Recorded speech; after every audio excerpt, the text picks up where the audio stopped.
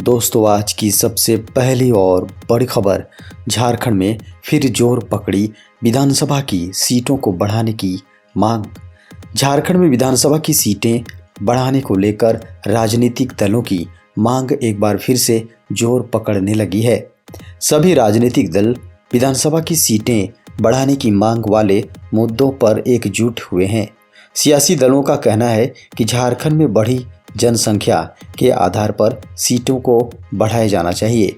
झारखंड में विधानसभा की सीटों को बढ़ाकर 160 करने के मुद्दे पर सत्तारूढ़ झारखंड मुक्ति मोर्चा और कांग्रेस को विपक्षी दल बीजेपी और आजसू का भी साथ मिल रहा है। दोस्तों, बड़ी खबर है, झारखंड में नक्सली हमले में मारे गए जवानों के परिजनों को मिलेंगे 45 लाख रुपए। बुधवार को झारखंड के पुलिस महानिदेशक नीरज सिन्हा ने बड़ा ऐलान किया है। उन्होंने कहा है कि पश्चिमी सिंहभूम जिले में माओवादियों के हमले में जान गंवाने वाले 2 पुलिस कर्मियों के आश्रितों को 45 लाख रुपए की आर्थिक मदद और परिवार के एक सदस्य को सरकारी नौकरी दी जाएगी। उन्होंने 2 सैनिकों के कत्ल को दुखद करार देते हुए कहा कि अपराधियों को बख्शा नहीं जाएगा। बता दें कि माओवादियों द्वारा बीजेपी के पूर्व विधायक गुरुचरण नायक को निशाना बनाकर मंगलवार शाम को किए गए हमले में उनकी सुरक्षा में तैनात 2 पुलिसकर्मी मारे गए थे। वहीं एक सुरक्षाकर्मी घायल हुआ था। दोस्तों, बड़ी खबर है, सुप्रीम कोर्ट ने खारिज की पूर्व मंत्री योगेंद्र साव की जमानत याचिका। झारखंड के पूर्व मंत्री योगेंद्र साव को बड़ा झटका लगा है। बड़कागांव गोली कांड में सुप्रीम कोर्ट ने उन्हें जमानत देने से इनकार कर दिया है। अदालत ने इस मामले का ट्रायल 3 महीने में पूरा करने का निर्देश भी दिया है। झारखंड हाई कोर्ट ने भी 14 दिसंबर को उन्हें जमानत देने से इनकार कर दिया था। इसके बाद साव सुप्रीम कोर्ट गए थे, जहां गुरुवार को उनकी जमानत याचिका खारिज हो गई। केंद्र का राज्यों को पत्र, कोरोना के प्रबंधन के लिए तैयारियां सुनिश्चित करने के निर्देश। कोरोना वायरस के बढ़ते मामलों के बीच केंद्र सरकार ने किसी आपात स्थिति से निपटने की तैयारियों को लेकर राज्यों को पत्र लिखा है। इस पत्र में राज्यों से यह सुनिश्चित करने को कहा गया है कि कोविड प्रबंधन के लिए पर्याप्त स्टाफ, डॉक्टर, बुनियादी ढांचा, बिस्तरों की निगरानी आदि सुविधाओं के साथ जिला और उप जिला स्तर पर कंट्रोल रूम स्थापित किए जाएं। केंद्रीय स्वास्थ्य मंत्रालय ने जिला और उप जिला स्तर पर कंट्रोल रूम बनाने, कोरोना संक्रमितों के लिए एम्बुलेंस की व्यवस्था करने और बेड की बुकिंग के लिए कंट्रोल रूम्स के जरिए हर संभव मदद उपलब्ध कराने के निर्देश दिए हैं। केंद्र ने राज्यों को सलाह दी है कि इन कंट्रोल रूम्स में डॉक्टरों, काउंसल और वॉलंटियर्स की पूरी तैनाती हो। इसके अलावा एक हेल्पलाइन भी बनाई जाए। दोस्तों, सिमडेगा से बड़ी खबर है, यहाँ युवक को जिंदा जलाने के मामले में 3 आरोपी हुए गिरफ्तार।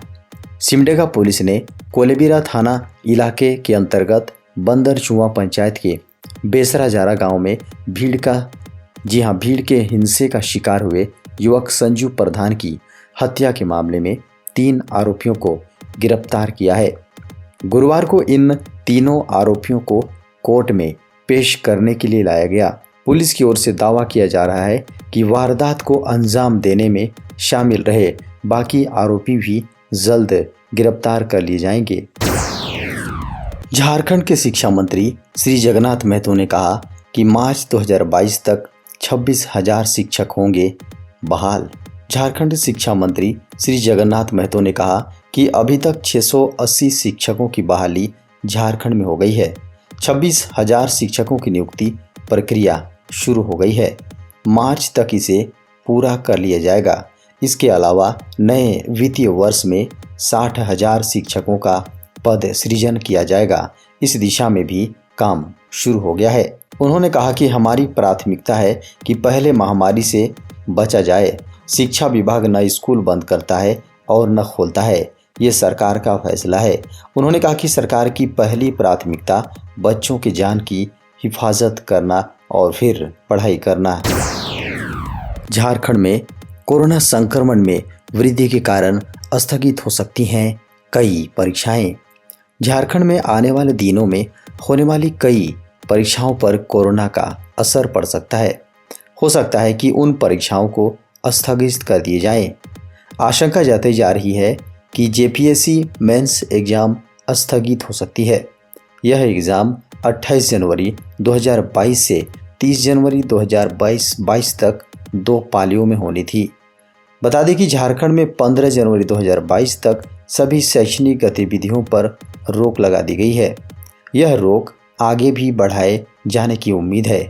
ऐसे में आशंका जताई जा रही है कि जेपीएससी मुख्य परीक्षा स्थगित हो सकती है।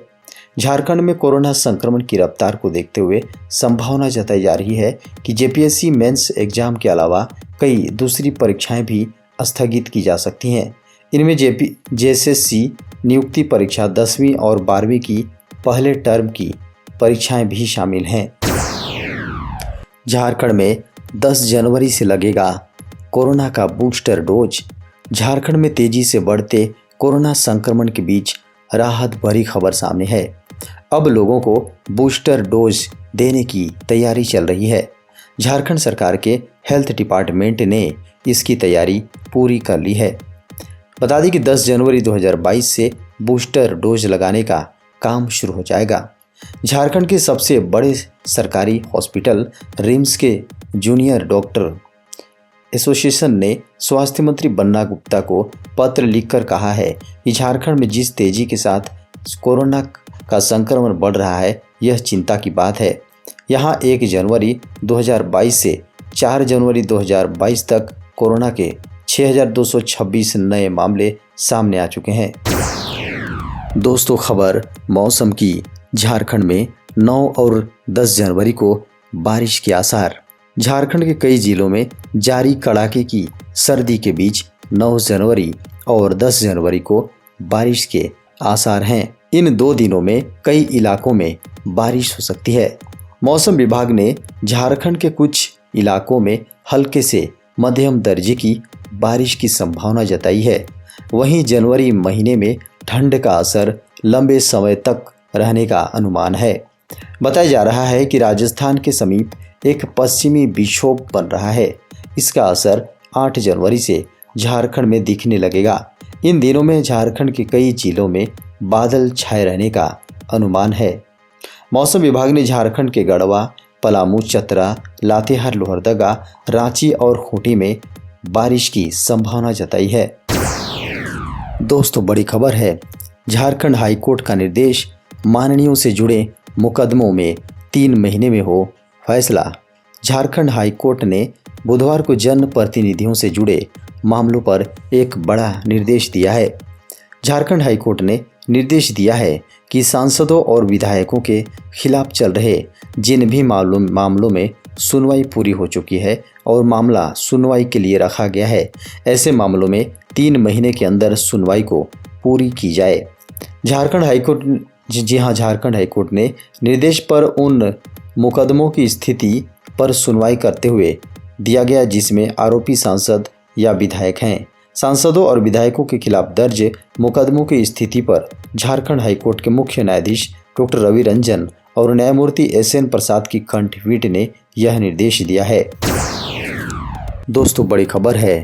जमशेदपुर में XLRI के 22 छात्र हुए कोरोना पॉजिटिव। दोस्तों, जमशेदपुर के XLRI में भी कोरोना ने दस्तक दे दी है। XLRI में कुल 22 छात्र संक्रमित पाए गए हैं।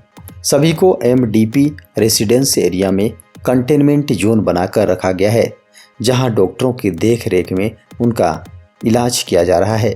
जिला प्रशासन की ओर से पिछले दिनों कैंपस में रैंडम RT-PCR जांच की गई थी, जिसमें 22 विद्यार्थी संक्रमित पाए गए हैं। इसके साथ ही 100 से अधिक विद्यार्थियों के साथ ही शिक्षक, शिक्षकेतर कर्मचारियों की रिपोर्ट आना अभी बाकी है। जहां सभी संक्रमित छात्रों को रखा गया है, वहां समय समय पर उन्हें कोरोना प्रोटोकॉल का पालन करते हुए रूम सर्विस सुविधा, दवाई, खाना के साथ ही उनकी ऑनलाइन काउंसलिंग भी की जा रही है। प्रधानमंत्री मोदी की सुरक्षा में चूक पर बड़ी कार्रवाई करेगी गृह मंत्रालय। प्रधानमंत्री नरेंद्र मोदी के काफिले जी हाँ, काफिले में हुई सुरक्षा के चूक पर गृह मंत्रालय ने पुलिस महानिदेशक यानी डीजीपी पंजाब चीफ सेक्रेटरी से विस्तृत रिपोर्ट मांगी है, जिसके आधार पर आगे की कार्यवाही भी की जा सकती है। खबरों को माने तो गृह मंत्रालय में चूक को लेकर रिपोर्ट आने पर कार्यवाही का मन बना रहा है। वहीं प्रधानमंत्री नरेंद्र मोदी की सुरक्षा में हुई चूक मामले में किसान नेता राकेश टिकैत ने कहा है कि इस पूरे प्रकरण की जांच होनी चाहिए, जिसमें पंजाब सरकार के अधिकारियों की भी जांच होनी चाहिए। दोस्तों, बड़ी खबर है, झारखंड हाईकोर्ट ने खारिज की जेपीएससी में उम्र सीमा में छूट देने की याचिका। झारखंड हाईकोर्ट ने 7वीं सिविल सेवा एग्जाम में उम्र सीमा में छूट के लिए दायर याचिका खारिज कर दी है। गुरुवार को मामले की सुनवाई करते हुए chief justice doctor Ravi Ranjan और जस्टिस सुजीत नारायण प्रसाद की अदालत ने याचिका खारिज करते हुए कहा कि इस मामले में पहले ही कोर्ट ने फैसला दे दिया है। सुप्रीम कोर्ट ने हाई कोर्ट के फैसले पर अपनी मोहर लगा दी, इसलिए प्रार्थी की याचिका खारिज की जाती है। दोस्तों, बड़ी खबर है, फल में मिला कोरोना संक्रमण, लगा प्रतिबंध। कोरोना का ओमिक्रॉन वेरिएंट इस बार लोगों के बीच तेजी से फैल रहा है। इसकी रफ्तार कई गुना है और यह कई गुना अधिक खतरनाक होकर दुनिया के सामने आया है। बता दें कि यह लगभग सभी देशों को अपनी चपेट में ले चुका है। अब तक कोरोना वायरस के जितने भी वेरिएंट सामने आए थे, उसमें से किसी में भी खान पान की चीज़ों में कोरोना संक्रमण होने के सबूत नहीं मिले थे। हालांकि अब इस बीच चौंकाने वाली खबर आई है। दरअसल चीन में ड्रैगन फ्रूट में भी कोरोना वायरस पाया गया है। यह सुनकर आपको बिल्कुल भी यकीन नहीं होगा, लेकिन यह सच है। बताया जा रहा है कि ड्रैगन फ्रूट वियतनाम से आए हैं। खबरों को माने तो चीन के कई सुपरमार्केट को बंद कर दिया गया है। सामने आने वाली रिपोर्ट्स में यह भी बताया गया है कि चीन के झेजियांग और जियांगसी प्रांत के 9 शहरों में फलों की जांच में कोरोना वायरस की पुष्टि हुई है।